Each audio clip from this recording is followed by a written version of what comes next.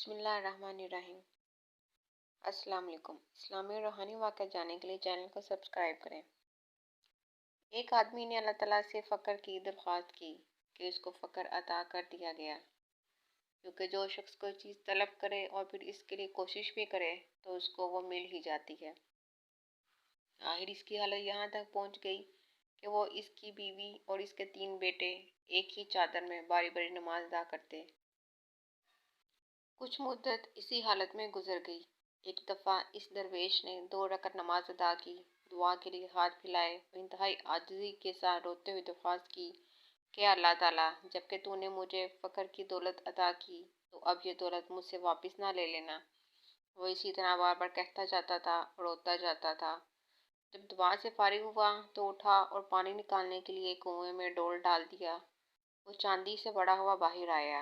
اس نے اس کو کنویں میں پھینک دیا اور آہوازاری کرتے ہوئے کہا، اے اللہ میرے پیدا کرنے والے، تو نے مجھ سے فقر کی دولت کیوں واپس لے لی؟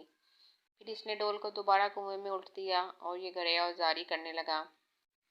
اب کی بار ڈول اشرفیوں سے بڑا ہوا نکلا۔ اس کے بعد تیسری دفعہ یہ ہیرے جواہرات سے بڑا ہوا باہر نکلا تو اب وہ بہت غمگین ہوا۔ قریب تھا کہ اس کی روح جسم سے پرواز کر جائے کہ ہاتف غیبی سے آواز آئی، حق سبحانہ وتعالیٰ نے تجھے اپنا مقبول بندہ بنا لیا ہے۔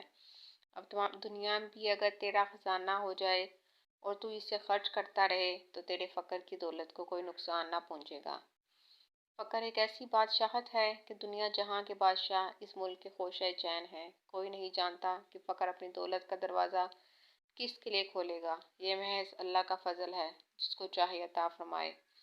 کیونکہ یہ دولت یعنی فقر آپ صلی اللہ علیہ وسلم پر پوری ہو گئی۔ ایک دفعہ نبی کریم صلی اللہ علیہ وسلم نے دعا کی اور عرض کیا، اے اللہ، تو نے حضرت ابراہیم علیہ السلام کو اتنا مال دیا کہ حساب و شمار سے گزر گیا۔ ان کے مویشیوں اور بھیڑ بکریوں کے گلوں کی حفاظت کے لیے 70,000 کتے گلے میں سونے کے پٹے ڈالے ہوئے ہمراہ جاتے تھے، اور میرے بھائی حضرت سلیمان علیہ السلام کو تو نے ایسی حکومت عطا فرمائی کہ نہ تو اس سے پہلے کسی کو ایسی حکومت نصیب ہوئی اور نہ بعد میں ہوگی، اور میرے بھائی حضرت یوسف علیہ السلام کو تو نے عزیز مصر بنایا۔ آپ صلی اللہ علیہ وسلم اسی طرح رب العزت کی نعمتوں کا شمار کرتے گئے جو کہ ہر پیغمبر کو نصیب ہوئی تھیں، اور پھر عرض کیا کہ مجھ کو اور میری امت کو آپ نے کیا عطا فرمایا ہے؟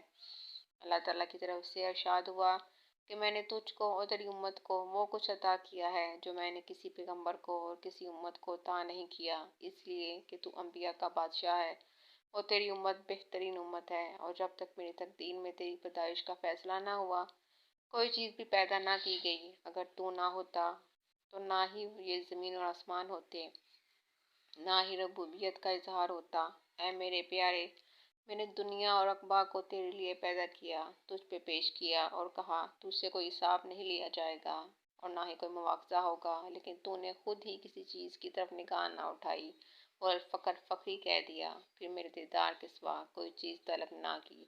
سبحان اللہ۔ ویڈیو اچھی لگے تو اس کو لائک کریں، چینل کو سبسکرائب کریں۔ شکریہ۔